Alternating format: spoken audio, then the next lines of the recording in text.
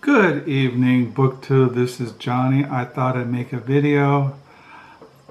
I am wearing my Taos, New Mexico hat, which I rarely wear. I bought this hat a number of years ago when we were out in New Mexico, where our middle child, Josiah, was living, and our daughter, Bethany, after they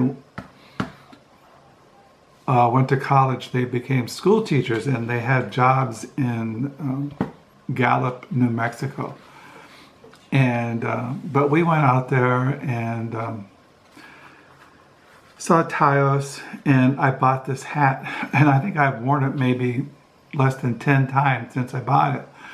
I don't know why. I always wanted a hat like this, and I saw it in Taos, and I bought it, but I don't wear it. I bought also bracelets and all kinds of Indian jewelry. I never wore. I don't, as you notice, we've been married going on 44 years. My wife and I, we don't wear wedding rings. And so I don't like rings or things, or I do have a leather cap that I wear in the fall. And I do have a knit cap I wear in the winter to keep my head because I'm going bald. But sometimes I wear this hat, but I don't know. Maybe it's just too much. Now this video, today is a Sunday night. It's the last Sunday of August 2023. Is August the 27th. It's 7:13. And I realize I have to make a September paper diary. So I'm going to use orange. This month, in the month of August, I used white. I don't use white that often because it's hard to find white folders. You can find blue and green and orange and red and purple, but white and black are hard to find. But I'm going to use orange for the September 2023. So as you know, my habit is when I'm getting my paper diary, I rip it out of there. I get these at Staples. And then I have to cut it to fit into the folder. Yeah, I don't know how long I've been doing this. I can't remember. But some people use moleskins. Some people use different things when they keep their journal or their diary or a record of their lives. So then I got it out, and then I put on the front of. I use two folders, as you all know. One folder is from the 1st of the month to the 15th. The second folder is from the 16th into the end of the month. I can't get a whole thing in the, like you notice, this is the first folder. See how full it is? It's full of stuff. I mean, I have in here birthday cards, receipts, all kinds of stuff. So I need two folders. This is the 16th until the end of the month. So I have two folders, and I put September the 2023. So yeah, this is my thing I do every month, before the 1st. And then I also take pictures of my paper diary, and I post them in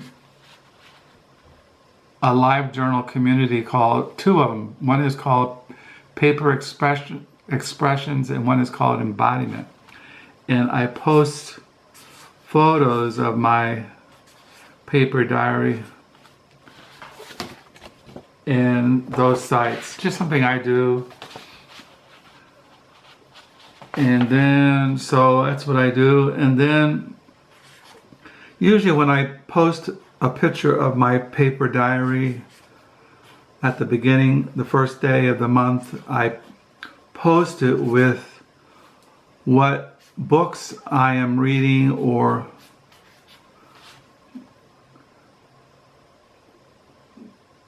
so that's what I do. And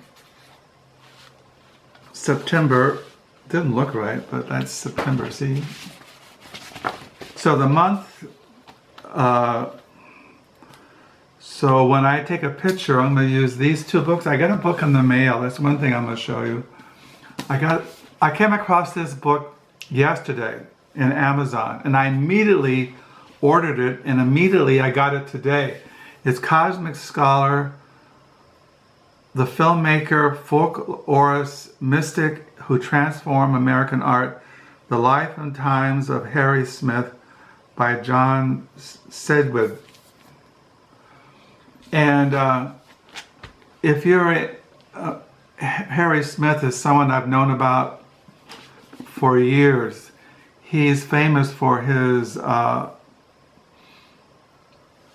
anthology of American folk music, but he also was a friend of Allen Ginsberg. He knew Timothy Leary. He lived in Greenwich Village. He was a very interesting person, and I always wanted to know more about him. Harry Smith, he comes across in the art world in New York City, just goes on and on. But so I'll put this, when I take a picture, I'll put these together. So yeah, I didn't know, I was just listening to a podcast on YouTube that, because Harry Smith, he never really worked. He never really had a job, but towards the end of his life, the Grateful Dead, they kind of supported him so he could not starve. People don't know how he was able to survive, because he had to eat. He just, sometimes he would beg, he would borrow money. He lived in flop houses, or sometimes when he lived at Allen Ginsberg's apartment when Allen Ginsberg was gone, or he just lived this kind of nomadic kind of life. And but I've always wanted to know more about him because he influenced the Grateful Dead, Bob Dylan. He was just a very interesting the beginning of American anthropology. Studied Native American culture in Washington and British Columbia. Just very fascinating. So I've been reading this. As far as diary, I'm also, I mentioned this book, The Forbidden Notebook by, I can't pronounce her name. I wish, that's one thing I wanted to bring out about, I was reading about language and about words in different cultures, and one thing I know in my reading experience, I am missing so much. I used to think about that when I was not so much in secular literature, but like in the Bible. Now, I've mentioned that I went to Bible college and I went to seminary, but one thing I could never learn, and I've been kind of embarrassed about it and kind of somewhat ashamed, but I never learned New Testament Greek or Old Testament Hebrew. When I was in Bible college, you could take New Testament Greek, and I did. And then I realized, to my absolute horror, and it was a very traumatic experience for me, very disappointing. It was very upsetting. I took New Testament Greek, I couldn't do it, so I hired a tutor. And the tutor gave up. I even had a friend who has now passed away, who was really good at Greek, and he tried to tutor me, and it failed. The reason why, as I've mentioned this, it's about language, about words, about English. When I was going through junior high and high school, I never took any English. I don't know how to write. I never learned the structure of a sentence, like adverbs or verbs or all those kinds of things, and I don't know what they are. As I mentioned, when I was in high school in the late 60s, I graduated in 1970, I didn't take any math, I didn't take any chemistry, I didn't take any English, I didn't take any of those subject matter. I don't know how I got through. I did graduate from high school, and I don't have my transcript. I used to have my high school transcript, but over the years I've lost it. And I've always been curious, why did they graduate me from high school when I didn't know anything? But one thing I did, I think I've told you in past videos, one time I looked up the high school that I went to. It was called John F. Kennedy High School, Richmond, California. And I did not know until just a couple of years ago, maybe last year, that it was an experimental school. When I went to it, it had only been opened up for about a year. And because when I went to John F. Kennedy, we had modular scheduling. That means I only have maybe one class on Monday. Maybe on Tuesday I have a class in the morning and a class in the afternoon. Maybe on Wednesdays I just have a class in the afternoon. Because when I was in high school, when I didn't have class, me and some friends, we would go out in a field by the school and smoke marijuana. Or some days I didn't have classes at all. And so we would go out to Stinson Beach or Belimas and go to the beach and smoke dope or whatever. I always had girlfriends in high school, so I go off with my girlfriend. We go to Berkeley or go someplace and whatever. But I don't know how I graduated from high school. I mean, I know I took ceramics. I know I took lots of art classes. I took semantics. I think I took a basic English. I had all kinds of, I know I took drama. I know I took poetry writing, things like that. But I didn't take any hardcore classes. So when I got to college, the reason why I passed Reformed Bible College is that it was Bible. I had been, when I went to Bible college, I had been reading the Bible and studying theology and church history for a number of years before. And plus I had gone to a year and a half of regular college, and so I had some credits.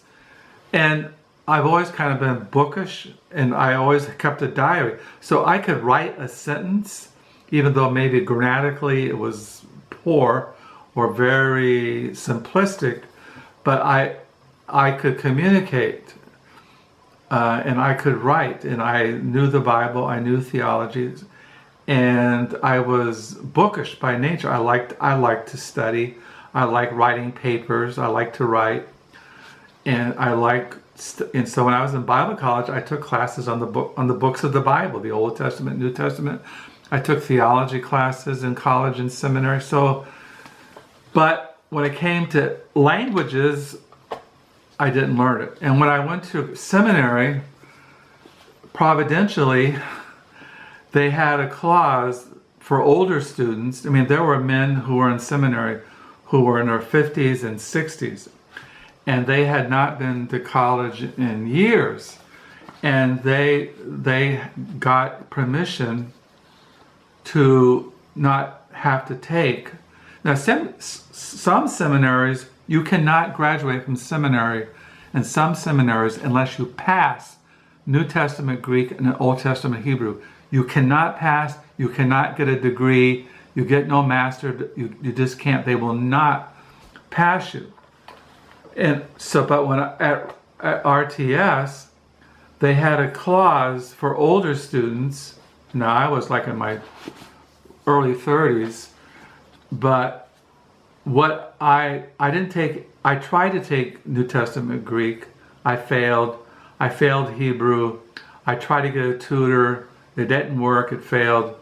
And so I went to the person in charge, and I got this I don't know what the word is, but I didn't have to take Hebrew or Greek in order to graduate. But I don't have a Master of Divinity degree. I have a Master of Divinity diploma because I didn't take Greek or Hebrew. Now, one thing else now this is kind of, I'm not excusing myself, but when I would talk to ministers, if you talk to an average minister today, you would ask them, do you know New Testament Greek and Hebrew? And I would say majority say no, they don't. So what I did when I was in seminary, I took every elective there was on the Bible and theology. I took almost 3.5 years of classes. I took every elective, every seminar, and I also collected a library, a word study library. All the words of all the Old Testament Hebrew words, all the New Testament Greek words, dictionaries and commentaries and word studies, and because I knew that if I needed to know that, I would have these tools to do exegesis. Now, I've been under ministers who did keep up with their Hebrew and Greek. I've known ministers that when they sit down to do sermon preparation, the first thing they do, they take the text in the New Testament that's in Greek and they exegesis. They translate it out of Greek into English. I knew a retired minister in Houston, Texas. Every morning he would get up and he would read the Old Testament Psalms in Hebrew. And he was like in his 70s. And I've known ministers who've kept up with their languages in Hebrew and Greek. And I think they ought to. And that's what I'm trying to get at. Is like, I'm missing so much because I can't read the Bible in Hebrew and Greek. I'm missing so much because I can't read this book in original Italian. It was translated, it says here, well, I think it says here she was best-selling Cuban Italian feminist writer. So I would assume she wrote in Italian. Now, I'm sure that my reading experience would be different if I read this book in Italian and I knew the language of Italian. And so I'm always aware of that when I read a book that was written in Russian and translated into English. I know I'm missing something.